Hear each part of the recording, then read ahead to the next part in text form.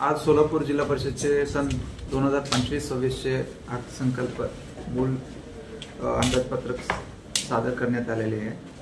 यावर्षी मुख्यतः आणि विशेषतः आपण सार्वजनिक आरोग्य विभाग, शिक्षण विभाग, महिला व बाल विकास आणि कृषी या विभागासाठी वाढीव तरतूद ठेवण्यात आलेली आहे। मुख्यतः ह्याच्यामध्ये शेतीमध्ये महिला शेतकरी गटांसाठी महिला किसान शक्ती पंख ह्या योजना सुरुवात करण्यात आलेली आहे, ज्याच्यात आपण महिला शेतकरी गटांमार्फत ड्रोनद्वारे फवारणी यंत्र ह्याच्यासाठी अनुदानित स्वरूपात आपण योजना सुरू करण्यात येणार आहे। आणि तसेच आरोग्य विभागामध्ये गरोदर मातांना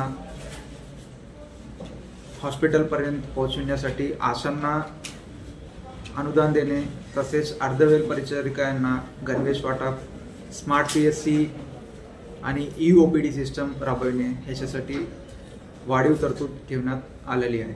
हे बजेट ह्या वर्षी 45 कोटीच्या तरतूद ठेवण्यात आलेली आहे। यावर्षी अनुदान आपण जवळपास 45 कोटीचेच अनुदान आणि सगळे आपले उत्पन्न वगैरे पकडून 45 कोटीचं आपण अंदाजित आहे। त्याच्यामधून जर वाढ होणार आहे, मग ते वाढ जसं झालं त्या हिशोबाने आपण मुख्यतः शालेय शिक्षण, आरोग्य आणि महिला बाल विकास आणि शेती ह्या विभागासाठी आणखीन वाढ करून आपण नियोजन करणार आहे।